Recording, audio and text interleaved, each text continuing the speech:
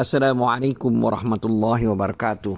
Alhamdulillahirabbil alamin. Nahmaduhu wa nasta'inuhu wa nastaghfiruh wa na'udzu billahi min syururi anfusina wa min sayyiati a'malina. May yahdihillahu fala mudhillalah wa may yudlil fala hadiyalah. Asyhadu an la ilaha illallah wahdahu la syarikalah wa asyhadu anna Muhammadan abduhu wa rasuluh la nabiyya ba'dah. Allahumma shalli ala Muhammad wa ala alihi wa sahbihi ajma'in. Amma ba'du. Baiklah dulur-dulur, kali ini kita akan membahas ayat 40, 41, 42, 43, 44, dan 45 surat Al-An'am. Adapun terjemahan dari ayat 40 surat Al-An'am adalah sebagai berikut. Katakanlah Muhammad, terangkanlah kepadaku jika siksaan Allah sampai kepadamu atau hari kiamat sampai kepadamu. Apakah kamu akan menyeru Tuhan selain Allah jika kamu orang yang benar? Selanjutnya terjemahan ayat 41. Tidak, hanya kepadanya kamu minta tolong. Jika dia menghendaki, dia hilangkan apa bahaya yang kamu mohonkan kepadanya, dan kamu tinggalkan apa yang kamu persekutukan dengan Allah. Selanjutnya terjemahan ayat 42. Dan sungguh kami telah mengutus rasul-rasul kepada umat-umat sebelum engkau. Lalu kami siksa mereka dengan menimpakan kemelaratan dan kesengsaraan agar mereka memohon kepada Allah dengan kerendahan hati. Selanjutnya terjemahan ayat 43, artinya, tapi mengapa mereka tidak memohon kepada Allah dengan kerendahan hati ketika siksaan kami datang menimpa mereka? Bahkan hati mereka telah menjadi keras, dan setan pun menjadikan terasa indah bagi mereka apa yang selalu mereka kerjakan. Selanjutnya terjemahan ayat 44, artinya, maka ketika mereka merupakan peringatan yang telah diberikan kepada mereka, kami pun membukakan semua pintu kesenangan untuk mereka. Sehingga ketika mereka bergembira dengan apa yang telah diberikan kepada mereka, kami siksa mereka secara tiba-tiba. Maka ketika itu mereka terdiam putus asa. Terakhir ayat 45 surat Al-An'am, artinya, maka orang-orang yang zalim itu dimusnahkan sampai ke akar-akarnya. Dan segala puji bagi Allah, Tuhan seluruh alam. Demikian tadi terjemahan ayat 40 sampai dengan 45 surat Al-An'am. Terkait dengan ayat-ayat yang telah kita bacakan tadi, Allah Ta'ala menggambarkan bahwa dia adalah zat yang berbuat sesuai dengan keinginannya, mengatur makhluknya sesuai dengan kehendaknya. Tidak ada yang dapat menggantikan hukumnya, dan seorang pun tidak ada yang mampu untuk memalingkan hukumnya dari makhluk. Tapi dialah satu-satunya zat yang tidak ada sekutu baginya. Zat yang jika diminta maka akan mengabulkan kepada yang dikehendakinya. Allah berfirman dalam ayat 40 yang telah kita bacakan tadi, yang artinya, katakanlah, terangkanlah kepadaku jika datang siksaan Allah kepadamu, atau datang kepadamu pada hari kiamat.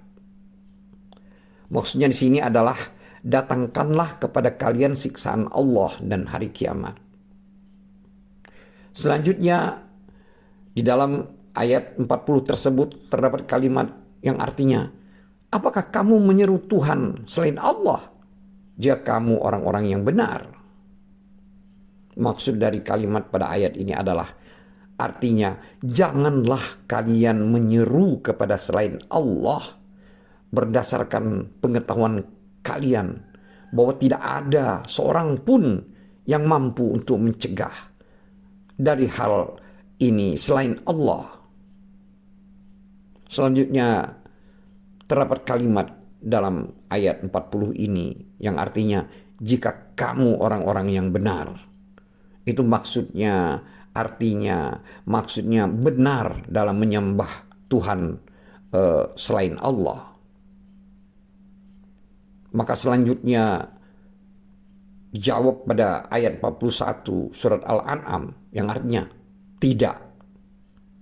Tetapi hanya dialah yang kamu seru. Maka dia menghilangkan bahaya yang karenanya kamu berdoa kepadanya jika dia menghendaki. Dan kamu tinggalkan sembahan-sembahan yang kamu sekutukan dengan Allah. Demikian arti dari ayat 41 surat Al-An'am, di mana maksudnya atau maknanya adalah pada waktu darurat janganlah kalian menyeru seseorang selain Dia, Allah, sehingga nantinya akan pergi berhala-berhala dan sekutu-sekutu kalian. Selanjutnya firman Allah dalam ayat 41 surat Al-An'am, maksud kami adalah ayat 67 dalam surat Al-Isra. Allah telah berfirman yang artinya, dan apabila kamu ditimpa bahaya di lautan, niscaya hilang semua yang biasa kamu seru. Selanjutnya Allah berfirman dalam surat 42, maksud kami surat Al-An'am ayat 42, yang artinya, dan sesungguhnya kami telah mengutus rasul-rasul kepada umat-umat sebelum kamu, lalu kami siksa mereka dengan menimpakan kemelaratan. Maksudnya kemelaratan di sini adalah kemiskinan dan kesengsaraan hidup. Dan juga pada ayat ini terdapat kalimat dan kesengsaraan. Maksudnya di sini kesengsaraan tersebut adalah berbagai macam penyakit. Selanjutnya diteruskan dengan kalimat pada ayat 42 ini adalah yang artinya supaya mereka memohon kepada Allah dengan tunduk dan merendahkan diri. Maksud dari kalimat pada ayat ini adalah agar mereka berdoa kepada Allah, tunduk dan merendahkan diri kepadanya. Kemudian selanjutnya Allah berfirman pada ayat 43 surat Al-An'am yang artinya, mengapa mereka tidak memohon kepada Allah dengan tunduk merendahkan diri ketika datang siksaan kami kepada mereka. Di sini maksud daripada ayat 43 surat Al-An'am ini artinya maknanya mengapa mereka tidak merendahkan diri kepada Allah dan berpegang teguh dengan agama Allah ketika Allah menguji mereka dengan kesusahan ini. Bahkan pada kalimat berikutnya pada surat ayat 43 ini Allah berfirman yang artinya bahkan hati mereka telah menjadi keras. Maksudnya di sini keras itu artinya hati mereka itu telah menjadi rusak dan tidak tunduk. Selanjutnya disusul dengan kalimat pada ayat 43 surat Al-An'am ini yang artinya, dan setan pun menampakkan kepada mereka kebagusan apa yang selalu mereka kerjakan. Jadi di sini maksudnya adalah setan menampakkan kepada mereka kebagusan dari apa yang mereka kerjakan, yaitu perbuatan syirik dan maksiat. Jadi setan menampakkan perbuatan syirik dan maksiat mereka itu seolah-olah kebagusan. Selanjutnya Allah berfirman dalam ayat 44 surat Al-An'am yang artinya, maka tak kalah mereka melupakan peringatan yang telah diberikan kepada mereka. Di sini yang dimaksudkan dari kalimat pada ayat 44 ini adalah mereka berpaling darinya. Yaitu mereka melupakan peringatan, artinya mereka berpaling darinya dan saling melupakannya. Lalu mereka menjadikannya di belakang panggung mereka. Maka selanjutnya Allah berfirman pada ayat berikutnya, yaitu kami maksudkan ayat 44, yaitu pada kalimat berikutnya, yaitu yang artinya kami pun membukakan semua pintu-pintu kesenangan untuk mereka. Di sini makna dari kalimat pada ayat 44 ini ialah artinya Allah membukakan semua pintu-pintu rizki untuk mereka dari setiap yang mereka inginkan. Pada dasarnya ini adalah siksaan Allah untuk mereka. Kita berlindung kepada Allah dari siksaannya.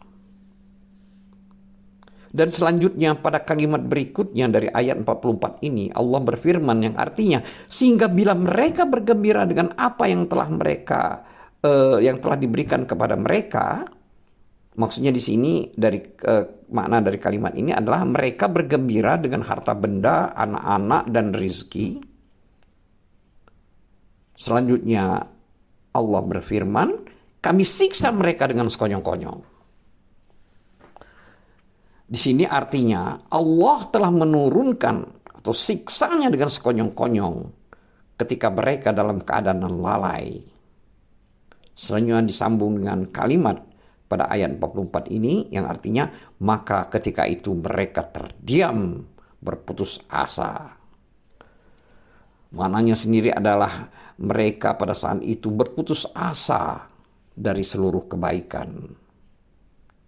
Terkait dengan hal ini Ibnu Abbas berkata, Al-Mublis adalah orang yang putus asa.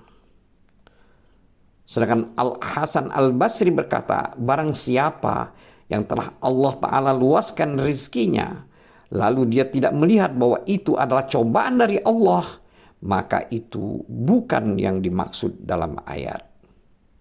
Dan barang siapa yang Allah sempitkan rizkinya dan tidak melihat bahwa Allah memperhatikannya, itu juga yang dimaksud.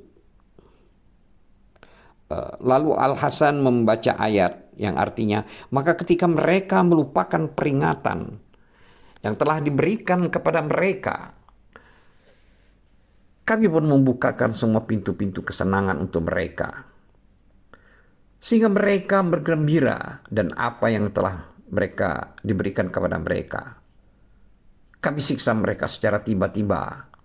Maka ketika itu mereka terdiam putus asa. Ini adalah terjemahan ayat 44 surat Al-An'am. Terkait dengan ini Al-Hasan berkata, demi Allah pemilik Ka'bah, suatu kaum disiksa Allah. Kebutuhan mereka dipenuhi, lalu mereka diazab. Diriwayatkan oleh Ibnu Hatim, Qatadah berkata, satu kaum berbuat durhaka terhadap perintah Allah, dan Allah sama sekali tidak akan mengazab suatu kaum, melainkan pada saat mereka lalai dan sedang mereka dalam keadaan tertipu oleh kenikmatan mereka. Janganlah kalian terpedaya oleh nikmat Allah. Sesungguhnya tidak ada orang yang terpedaya oleh nikmat Allah, melainkan dia itu adalah orang-orang yang fasik. Ini diriwayatkan oleh Ibnu Abi Hatim.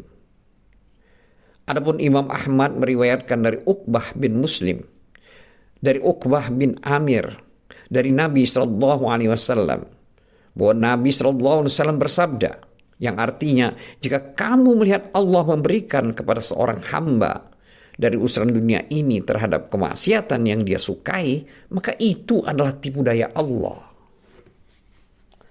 Lalu Rasulullah SAW membacakan ayat ini, di mana artinya adalah maka ketika mereka melupakan peringatan yang telah diberikan kepada mereka, kami pun membukakan semua pintu kesenangan untuk mereka, sehingga ketika mereka bergembira dengan apa yang telah diberikan kepada mereka, kami siksa mereka secara tiba-tiba.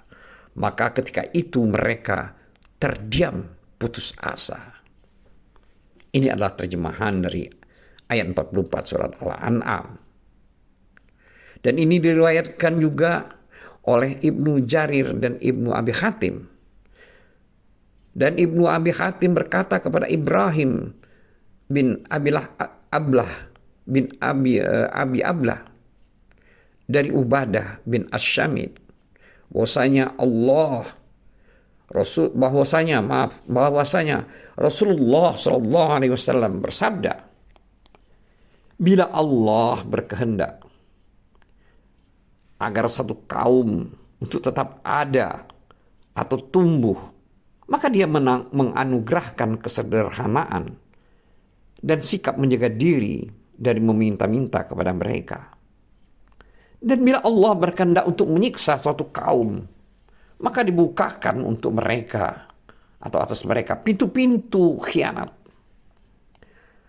Allah berfirman, sehingga ketika mereka bergembira dengan apa yang telah diberikan kepada mereka, mereka kami siksa secara tiba-tiba, maka ketika itu mereka terdiam putus asa.